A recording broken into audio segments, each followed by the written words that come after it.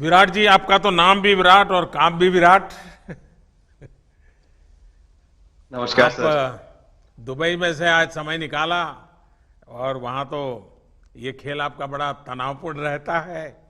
उसमें भी आपने और अपनी भागदौड़ भरी जिंदगी में अभी जो फिटनेस रूटीन फॉलो करते हैं, मैं जरूर चाहूंगा, देश भी जानना चाहेगा, क्योंकि नौजवान आपको आपकी हर गतिविधि को देखता है, ये आपको कैसे मदद करता है। पहली बात तो बहुत बहुत धन्यवाद सर यहाँ पे हम सबको बुलाने के लिए। सब लोगों ने फिट इंडिया मूवमेंट के बारे में बात करी और इसके फायदे इसके लाभ हमको रोज अपनी डेली लाइफ में किसी ना किसी तरीके से दिखते हैं। सबने अपने एक्सपीरियंसेस बताए। मिलिंद जी ने भी बहुत अच्छी बातें रखी। बहुत इंस्पिरेशनल उनका भी काम रहा है, उनकी जर्नी रही है पिछले कुछ सालों में। मैंने भी बहुत ऑब्जर्व किया है।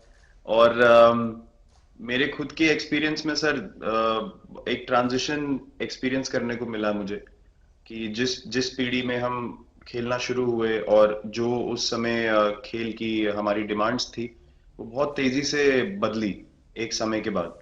और मुझे ये एक्सपीरियंस हुआ कि जो एक हमारा सिस्टम बन चुका था, हमारा एक रूटीन बन चुका था, वो हमारे खेल के डिमांड्स के लिए सही नहीं था और उसे बदलना जरूरी था। क्योंकि हमारा खेल बहुत तेजी से आगे बढ़ रहा था और मुझे ऐसा महसूस हुआ कि हम कुछ फिटनेस के पॉइंट ऑफ व्यू से पीछे छूट जा रहे थे। हमारी स्किल में कभी कोई प्रॉब्लम नहीं थी। तो एक स्वामी जी ने भी बात रखी, आपने भी बात करी, मिलिंद जी ने भी पहले बताया। एक जो सेल्फ रियलाइजेशन की बात है कि आपको खुद से रियलाइज हो कि मुझे क्या बदलना है अपने अंदर।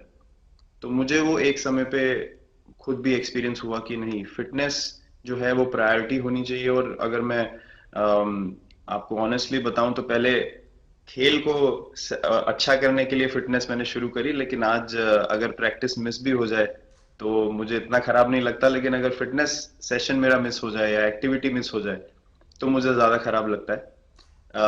तो इसके फायदे जो हैं नहीं, सर वो सबसे पहले आपको ये जो नया मंत्र जगा, तो दिल्ली के छोले भटूरे का ही बहुत दुखता हुआ होगा।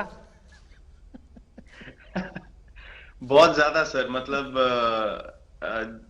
जो अभी हमने थोड़ी देर पहले बात करी कि हमारा जो नेटिव डाइट है, एक जिस रीजन से हम आते हैं उसका जो हम वो खाते हैं, उससे कभी मैंने कभी एक्सपीरियंस नहीं किया कि हेल्थ इश्यूज हुए हो या किसी को कोई बीमारियों का सामना करना पड़ा हो। मेरी खुद के एक्सपीरियंस में मेरी नानी, मैंने बहुत समय तक देखा, इतनी ज्यादा उम्र में भी उनकी हेल्थ हमेशा ठीक रही। हमेशा उन्होंने घर का सिंपल खाना खाया।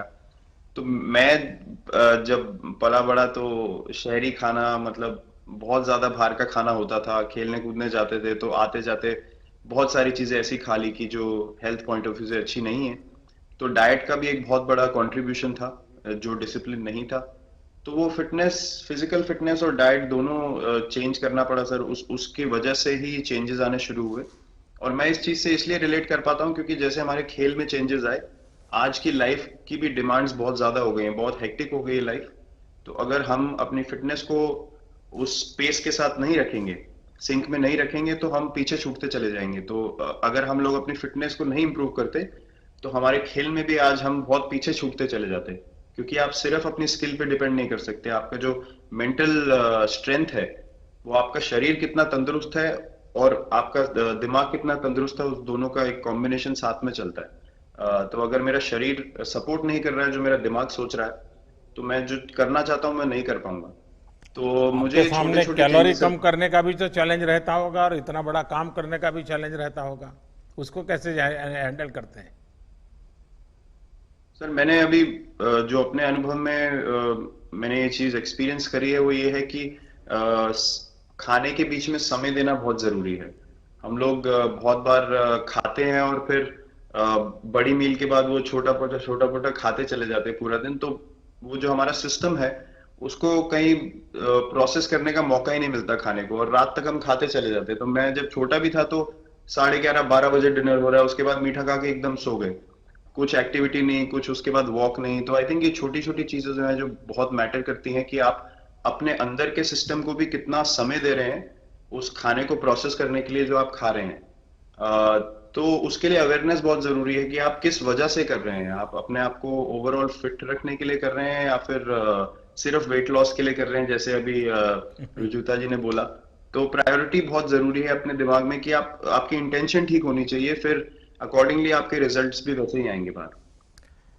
मैंने सुना है कि इन दिनों टीम के लिए एक योयो टेस्ट हो रहा है। क्या ये कैप्टन को भी ये योयो टेस्ट करवाना पड़ता है कि आपको छुट्टी होती है? और योयो टेस्ट होता क्या है? क्या क्या क्या करना पड़ता है? सर, टेस्ट ये बहुत जरूरी था फिटनेस पॉइंट ऑफ व्यू से। अगर आप ग्लोबल फिटनेस लेवल्स की बात करें तो बाकी टीमों से हमारा लेवल अभी भी कम है, और हम चाहते हैं कि वो लेवल हम ऊपर लेके जाएं, जो एक बेसिक रिक्वायरमेंट है। आज की डेट में हम लोग फोकस करते हैं कि जैसे T20 मैच हो गया या वनडे मैच हो गया, वो एक दिन में खत्म हो जाता है।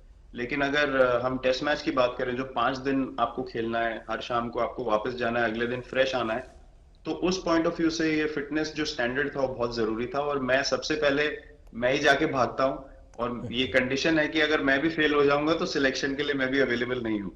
तो आई थिंक ये सिस्टम और ये कल्चर सेट करना बहुत जरूरी होता है। और उससे क्या होता है सर, ओवरऑल एक जो फिटनेस लेवल है टीम का बढ़ेगा। जैसे टेस्ट क्रिकेट में हमारा बहुत बार होता है कि आप थके हुए हैं, तीसरे दिन आके आपको, जैसे हमारे फास्ट बॉलर्स हैं आज की डेट में, वो दुनिया में सबसे ऊपर है, तो उनको अगर दूसरे तीसरे चौथे दिन आके वो एफर्ट डालना है फील्ड पे, तो वो डाल सकते हैं। पहले क्या होता था, स्किल हमारे पास हमेशा से रही है, लेकिन शायद जो मैंने आपको बोला वो ट्रांजिशन मैंने जो एक्सपीरियंस किया, हम लोग वो जरूरी समय जो आता है जहाँ पे शरीर थक जाता है और टीम को आपकी जरूरत है, वहां पे परफॉर्मेंस जो है हमारी डिप हो जाती थी और दूसरी टीम जीत जाती थी।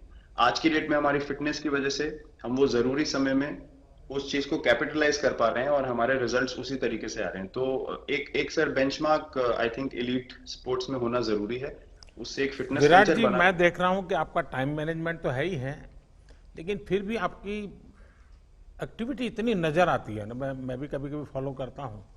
कभी थकान नहीं लगती क्या आपको? सर थकान, अगर मैं ऑनेस्टली आपको बोलूं, थकान हर किसी को होती है। अगर आप फिजिकल एफर्ट करेंगे तो थकान होगी, लेकिन अगर आपका लाइफस्टाइल अच्छा है, अगर आप खा अच्छा रहे हैं, अगर आप फिटनेस रेगुलरली कर रहे हैं, आपकी रिकवरी अच्छी है, तो आपकी स्लीप अच्छी है, स्लीप पैटर्न्स अच्छे हैं, तो आपकी रिकवरी तेज होगी। तो अगर मैं थक रहा हूं और 1 मिनट में मैं दोबारा रेडी हो जा रहा हूं, तो वो मेरा प्लस पॉइंट है। तो आई थिंक वो मैंने एक चीज एक्सपीरियंस करी जो बहुत जरूरी हो जाती है। आपका ओवरऑल लाइफस्टाइल कैसा है उसके ऊपर बहुत डिपेंड करता है। विराट जी, बहुत अच्छा लगा मुझे। और मैं आपको, अनुष्का जी को और आपके दोनों के परिवार को निकट भविष्य की शुभ घड़ी के लिए बहुत बहुत शुभकामनाएं देता हूं। धन्यवाद sir, thank you so much.